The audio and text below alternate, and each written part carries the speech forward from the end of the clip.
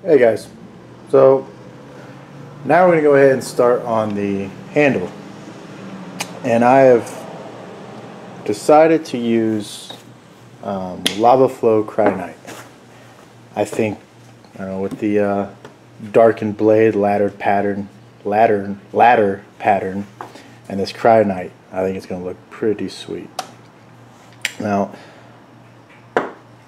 I'm using 3/8 inch slabs for this, which is kind of odd since the blade's so thin, right?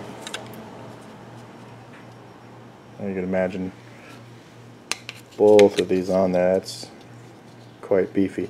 That's not the ideal. We're doing a lot of sanding of this, but what I'm trying to go after, and a lot of chef knives, they have a soldered bolster on, or some of it looks like it's just one solid piece, and then they've surface ground the blade. But you have that contour in the front, and it's really nice whenever you pinch the choil area. Your finger rests right on that big contour on both sides, and that's what I'm going to try to do. That's why I'm using a thicker piece, so I can get that contour, and then I'll have to bring this all down. Just part of the fun. So we'll start mapping the handle out on the scales. Tripod's not doing too well. Let me zoom in a little bit.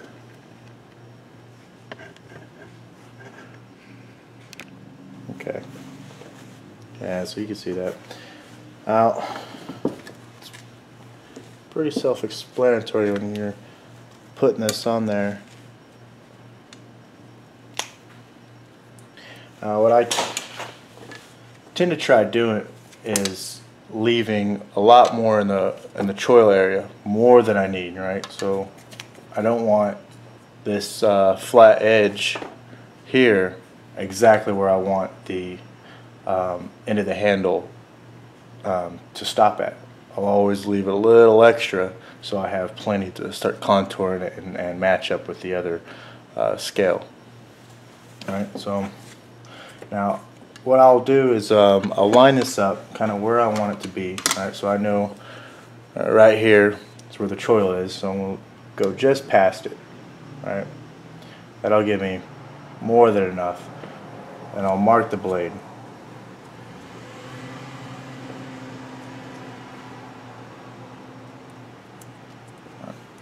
Just like that. So I know where to bring the other handle, so everything's kind of the same. So I'll go ahead and start laying this out.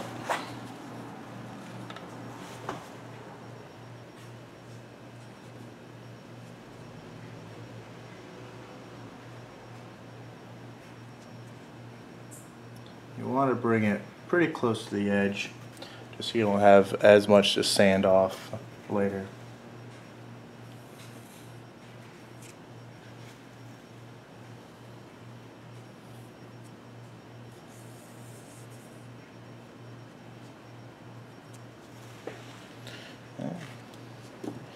There you have it. Now what I will always do from now on is mark the scales, right? So I always remember, if I'm holding the knife straight out in front of me, this is the left side, that's the right side. I'll zoom out a little bit so you can see something. Alright.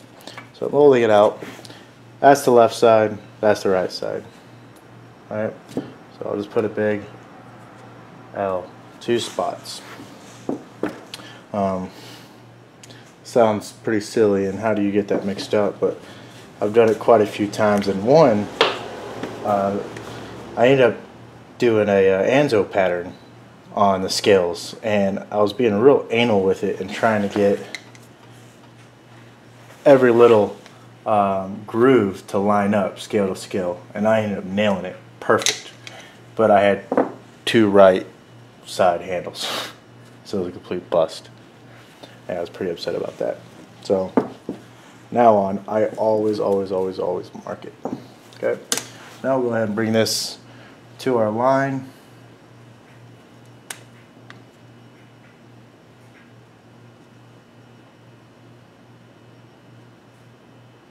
trace it out.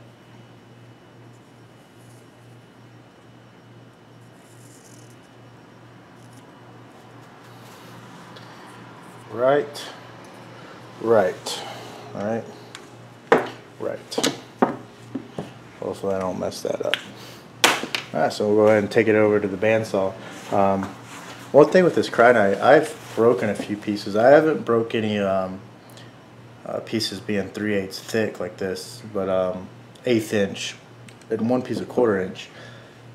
I don't remember if I was drilling it or if I was putting in the fastening bolts or something, but I ended up breaking it. So do be careful, use your pilot holes and everything. It really sucks to cut this out and contour it and you end up cracking it or breaking it in half like I did. So you have to take your time with it.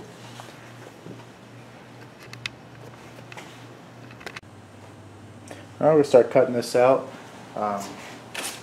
Use my old bandsaw again. Go ahead and turn your volume down. This thing is kind of loud.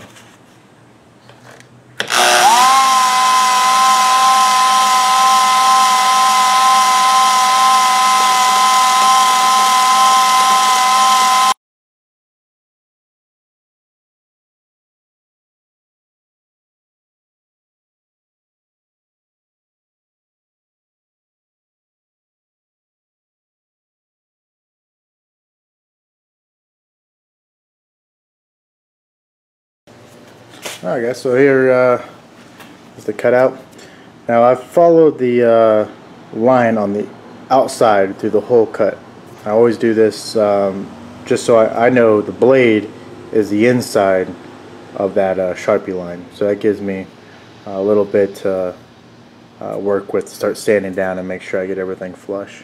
I don't like going too much. It's just a lot more sanding that's just not necessary. But I won't record the other one. It's the same process. But there's one handle.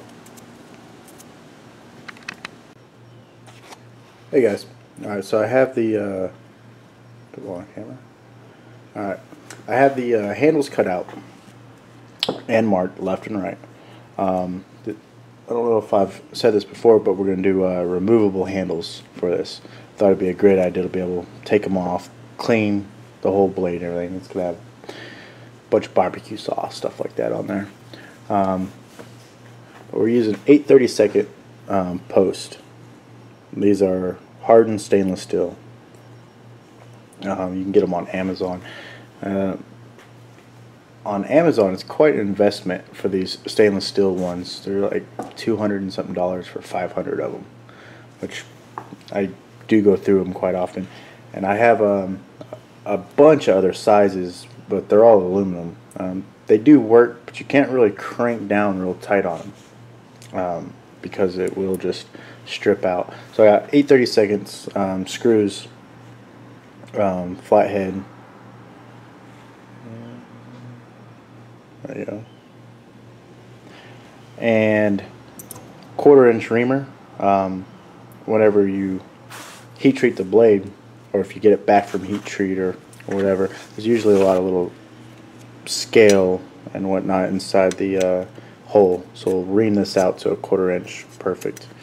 1/4 inch drill bit, and then these 1/8 inch by 5/16 countersink. Now, top of these heads are 5/16. I don't have a counterbore that size, so I'm going to use the countersink, and I've already took a piece, one of just the end pieces from the handle. I've already drilled and countersunk it just to make sure it would work correctly, and that is a pretty flush fit there. That's going to be pretty nice.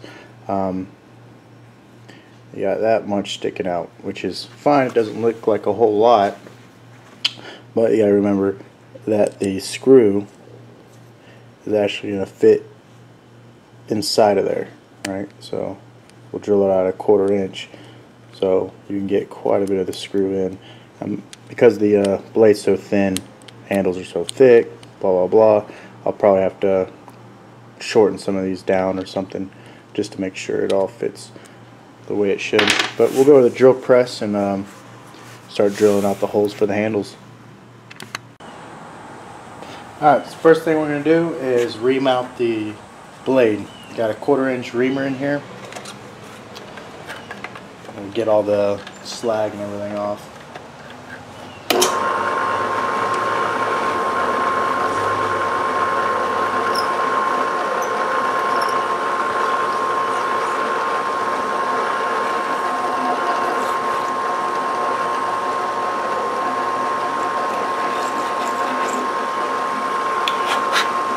Alright, there we go.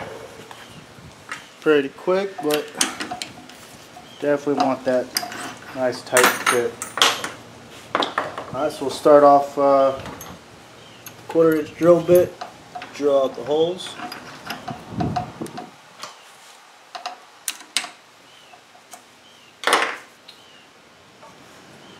Alright, so right side goes to right side of the handle or the blade. So all I'm doing here is lining up the trace to line with the blade, and gonna clamp it down. It always shifts a little bit with these clamps. Not too much though.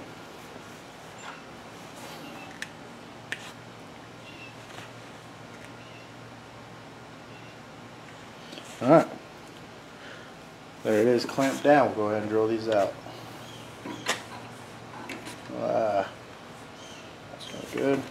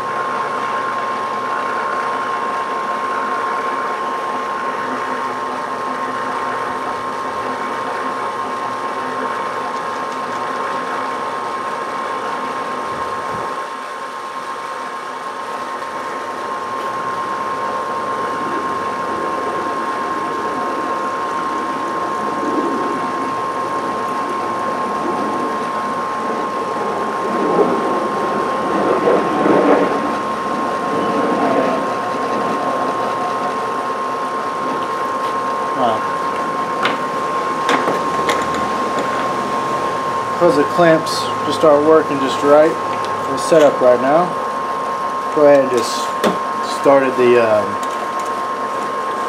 holes there. You can see it. Continue with it.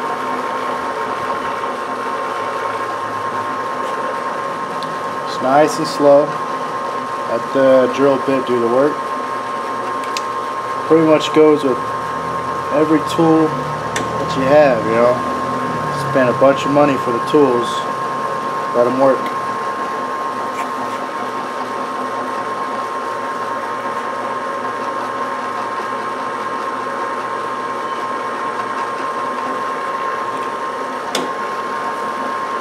Alright, there's one.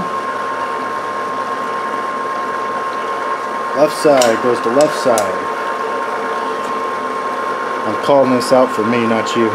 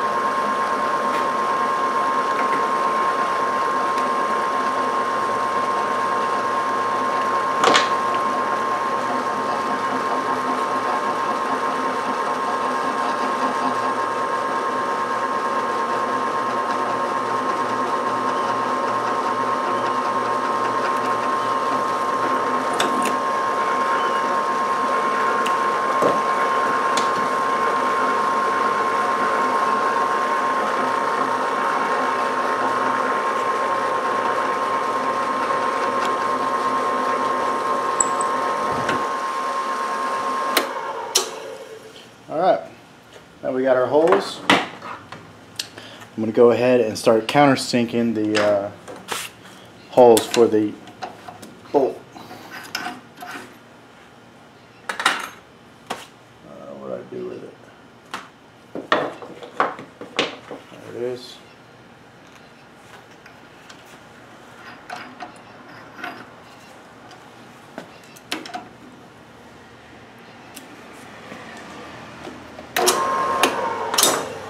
Alright.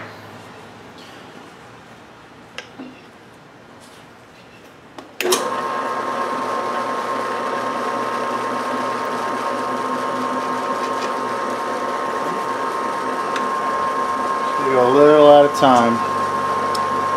Just make sure it fits nice and flush.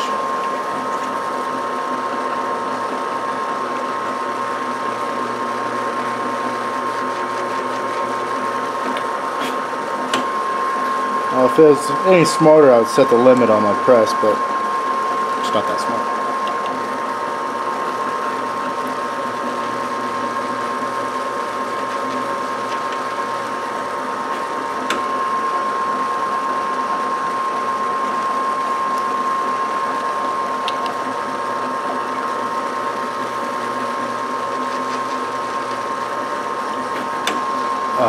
One thing you do want to keep an eye on when you're drilling, or I'm sorry, countersinking cry knife. It is an acrylic. It is a lot harder than just your standard acrylic, but it really has a plastic kind of texture to it, and that countersink will kind of bite into it. I want to spin this handle in your hand.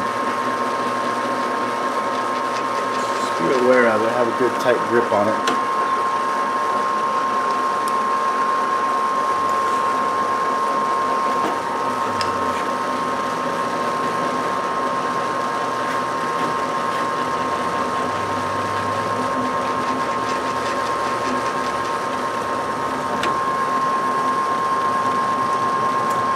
First try, last one too.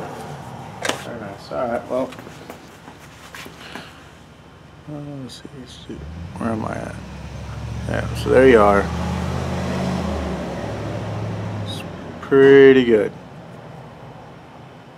Alright, so we'll go ahead and assemble the knife. Just make sure everything lines up, everything's good before we go any further. Alright guys, so we got the handle put on. You see that the screws are bottomed out on each other, and we go ahead and have to shorten up these screws to get them to sit flush. One thing that I'll point out is if you go to put your handles together and they're not sitting, or like your holes isn't lined up, a lot of times whenever you clamp them and you're drilling, they kind of walk back and forth, and it just slightly offsets the second hole.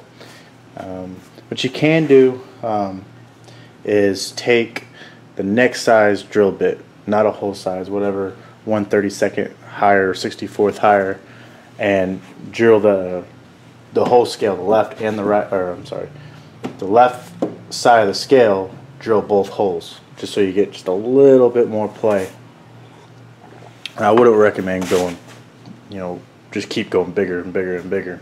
It gets to a point where you've just messed up.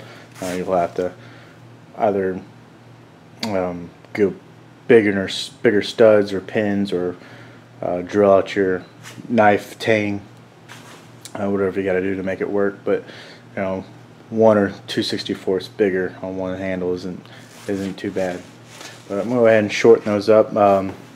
What I'll do is take the screw and I'll put the stud on. I'll measure what this is, and I'll put the screw or the stud onto the screw of that distance, and then go ahead and grind it off. The reason I do that is I know that the threads will be aligned, and I'm not going to mess up the threading on there. So I'll go ahead and do that and get back. Alright guys, so we got the bolts trimmed out. I had to do, I think just over a thou on all 4 of them. Yeah, but there you can see they're nice and flat.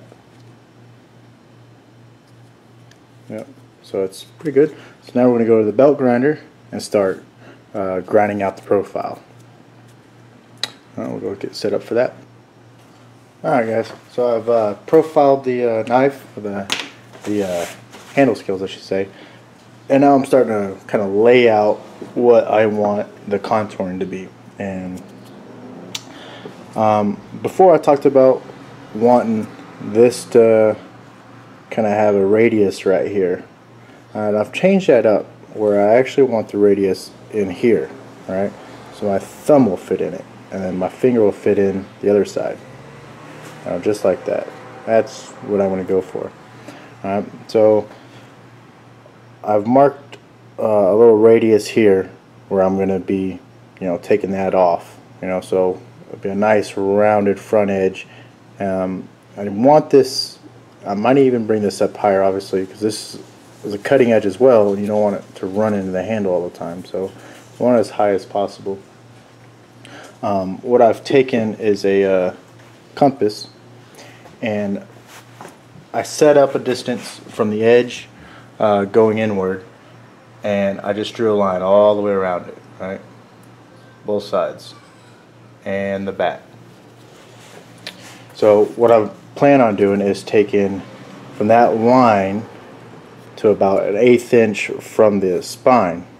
Go ahead and start taking that off, right, all the way around it. Probably a 45 degree or so, and then I can start rounding it up. Alright, so it'll be wider in the middle of the handle than it will be at the top, right? So it should be able to fit the hand pretty nicely, nice and round, and then deep contours here and here. I'm not sure what I'm going to do with the back yet. I might flare it out a little bit for a stop, but for a kitchen knife I don't really think that's all necessary, so I'll probably just match it up all the way around.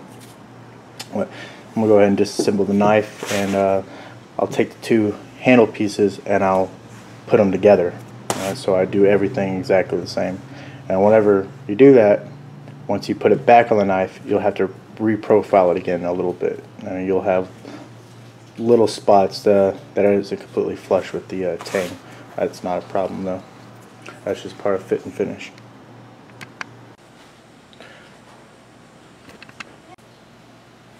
Hey guys, so we got the handle scales off now, got them all marked up. I'm going to show you, just use that Sharpie line. That's the line that I did with the compass. Bring it all the way around. I got both sides done. I don't have that bottom radius there in the choil. I'm going to go ahead and do this one and match it up when I put them together. So I got the work rest set up at like 35 degrees, I believe. I already did a test piece with it. I'm liking the angle that it's set on there. So I'll go ahead and turn on the dust collector. Maybe we're wearing a mask, so I won't be able to talk a whole lot. I'll turn down your volume and I'll get started with it.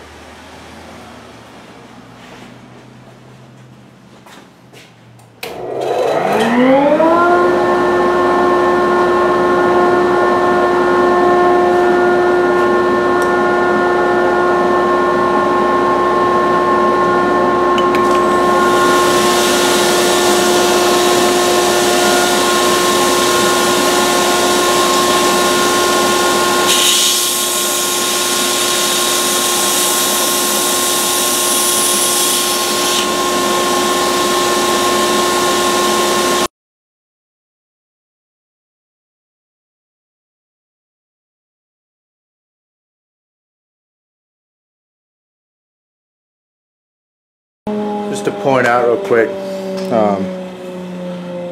it's the frame. Alright, you can see that angle that I'm taking off there.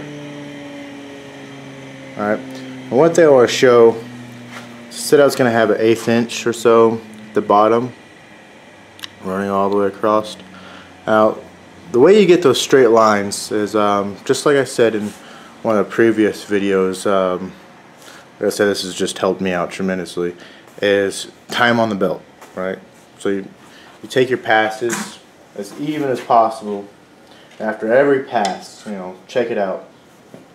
And if you see you have a high spot on one side, you know, you just bring it there and just touch it and stop. Touch it, stop.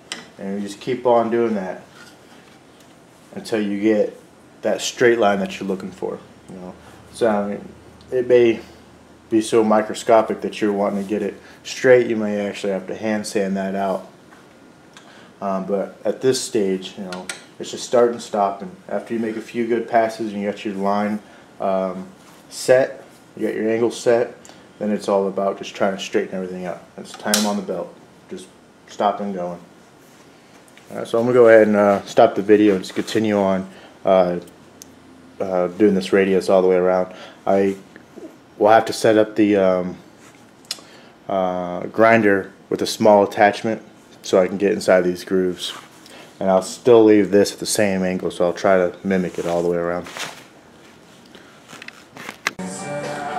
Hey guys, so I got the handles contoured, kind of the beginning stages of it.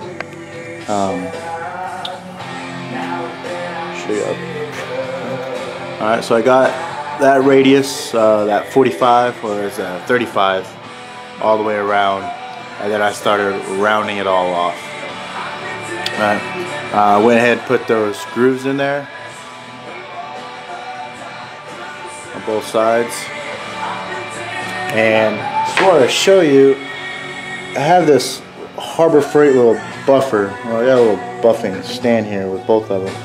But this one, I have a 80 grip flap wheel and a Scotch-Brite wheel.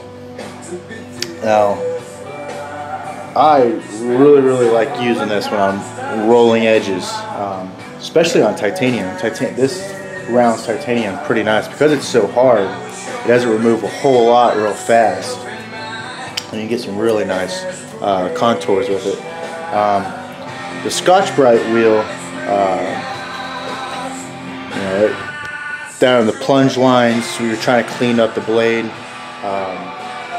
It works really well. But it works really well with Knife. It still removes the material, but very slowly. And as it does it, it gives it a slight buff. It won't be like your finished product, but you'll start to see what your lines are going to be. With Knife, all your symmetrical lines that you have, once you get to the buffing stage, those really start to pop. You really start to see them. And depending on what kind of design you have, you can make some really cool patterns. And that's kind of what I've done with the back of it. I'm going to have like this cubed look all the way around it, which is a lot of little lines going to be all over it. So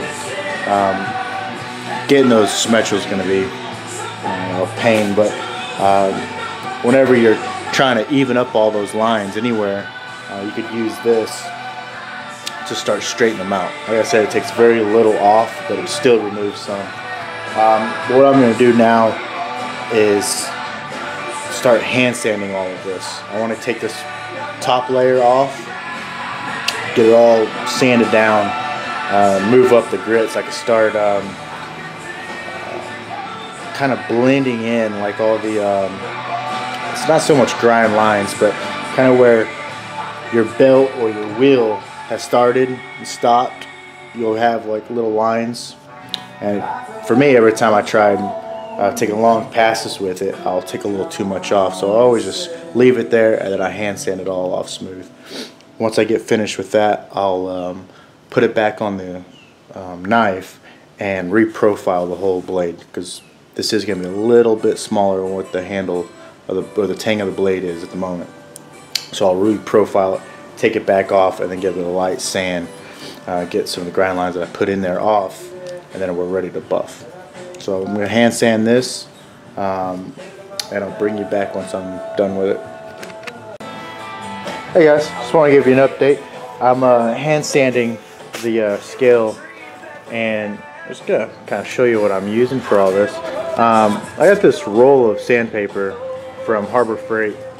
It's really cheap. roll, it's aluminum oxide.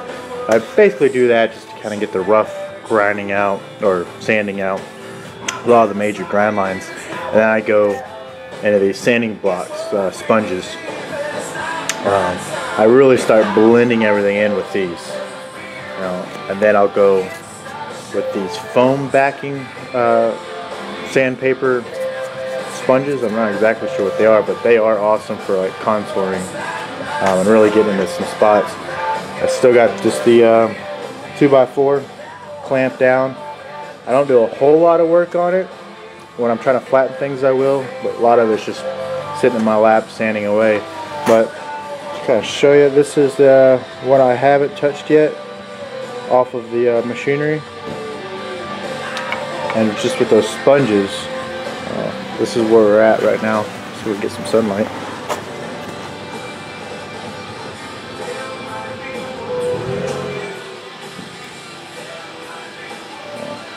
Just come out real smooth.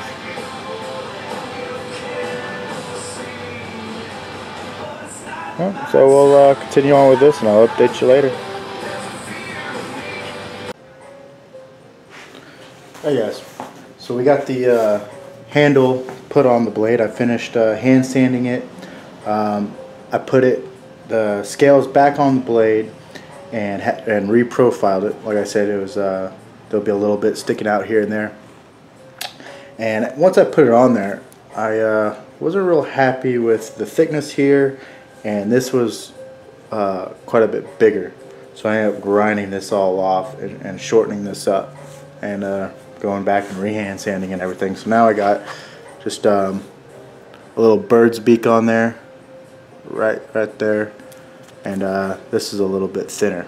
All right, so right now it all feels really good. Those grooves that I put in are working nice. Right, so I got my thumb and my finger spots here to hold the blade. Yeah, so that's working good. What we're gonna do now is buff the handles. I want a real nice shiny glossy finish. I got white compound. You could buy it from Harbor Freight or wherever. I got a big block of it. But go ahead and start buffing this. One thing to keep in mind is you don't want to leave the wheel on one spot too long. You will burn cryonite because it is an acrylic. Right, so always keep it moving the whole time.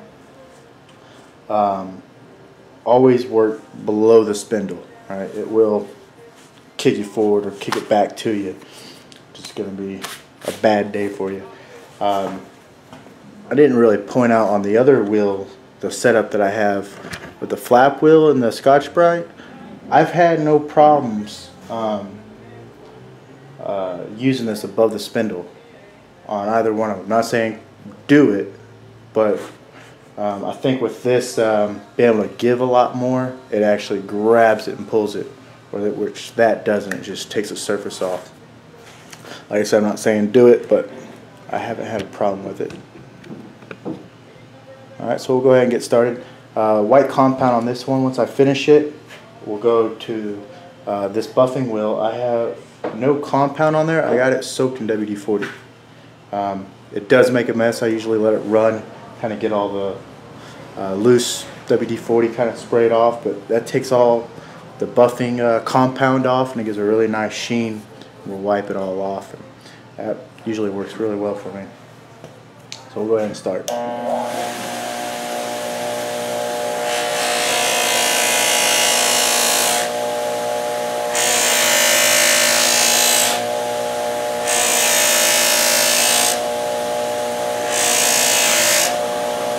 Remember, always keep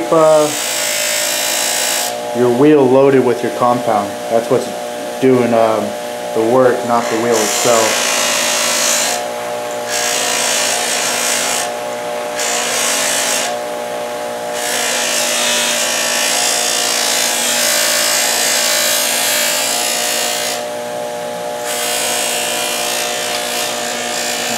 Depending what kind of finish you want.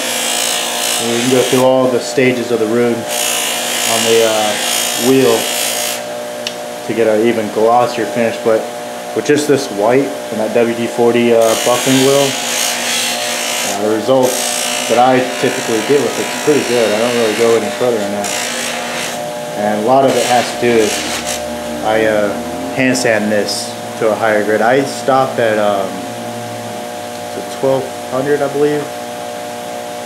No, I'm sorry, 800. 800 grit is where I stopped with this. Any other, like G10, if I was going to do G10, I go up to 1200 before I buff if I want it shiny. Typically I don't, but if I do, that's what I go with. Another thing with this Damascus and buffing, I failed to mention earlier,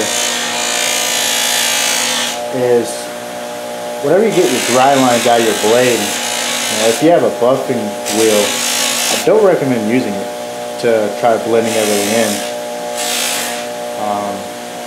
Because as you're sanding, you're hiding all those dry lines, and you are kind of closing the pores of the steel. So by buffing it, you'll get a real nice shiny finish, but you've closed the pores of the steel, so you'll get an uneven acid dip. Your patterns won't look distorted, but it'll look faded in some spots where the steel is closed up more than others. So, like I said, I'm no professional at this. This is kind of what I've learned. So I might be wrong by saying that.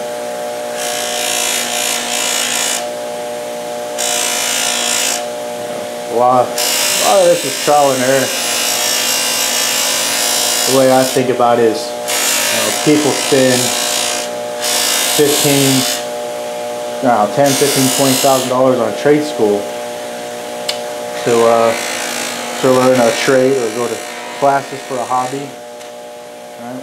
And then you go out and you got to buy all your equipment and everything else. So I kind of skipped that and just started. If I mess up on something and ruin material, it's a lot cheaper than $20,000 in schooling. So don't be afraid just to try to experiment.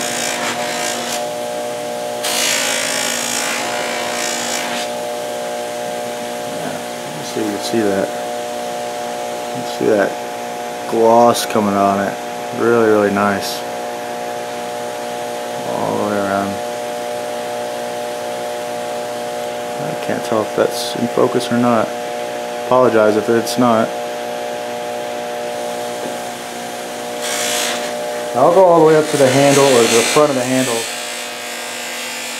But once I get closer to the blade, I'll take this off and finish, in the front area. Which I gotta take it off anyways, so I can dip it. Not a big deal.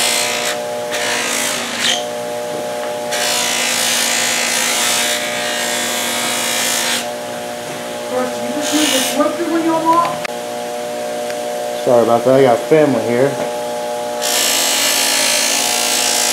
I'm in the garage working.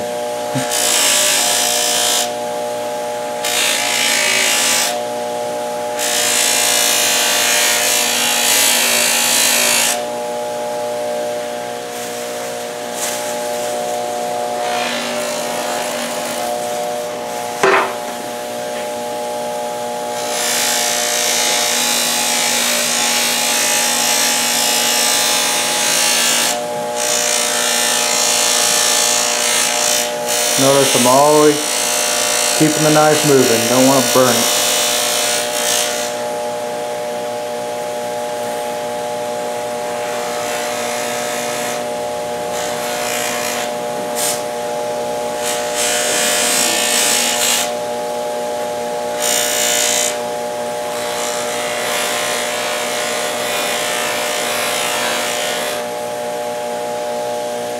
Alright. Looking pretty good. I'll go ahead and put it on my WD-40 wheel. I know it sounds kind of weird, but all the compound that's left on it takes it right off because of the nice shine. And I'll go back later to get the front.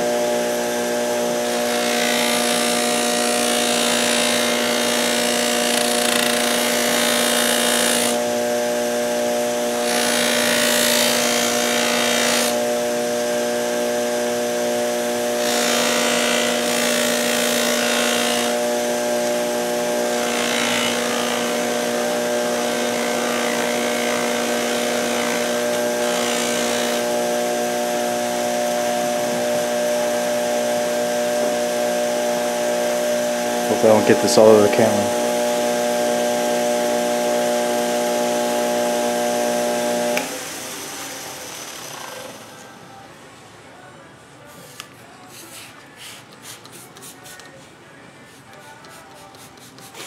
Like I said, I'll start this up, you'll see it go everywhere. We'll wait for a second.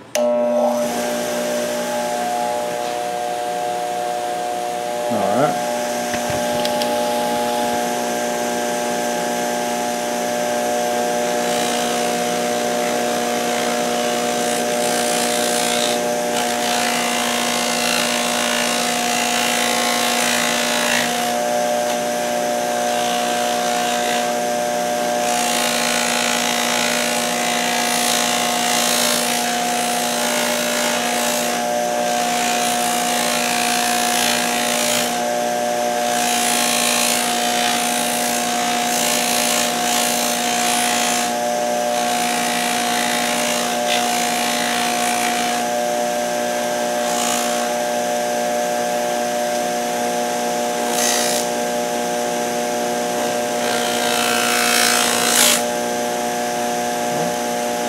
A little carried away there.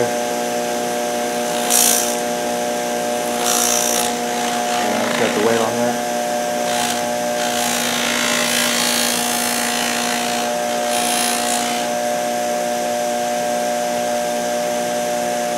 That's a very nice slick finish there, high gloss. This cryonite really looks good when it's done. When it's finished. It's fairly easy to finish this. It's easy to work with.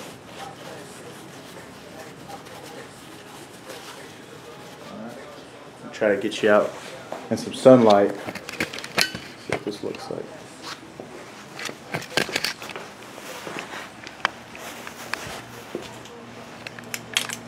That's the best view here.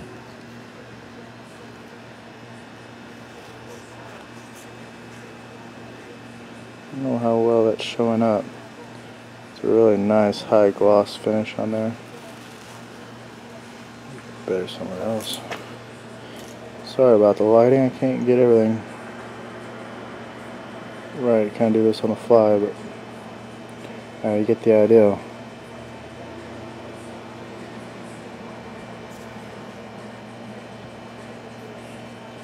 And that cryonite is really cool. If you contour this more, you get some really cool patterns, but since I kept that flat up there, you get that kind of solid flat look. You can see there in the layers, as you get deeper, you'll start getting some lines come out. I'm alright with that. Alright, so I'm going to go ahead and take all this off and get the blade prepped up and degreased and ready for the acid dip. Stay tuned.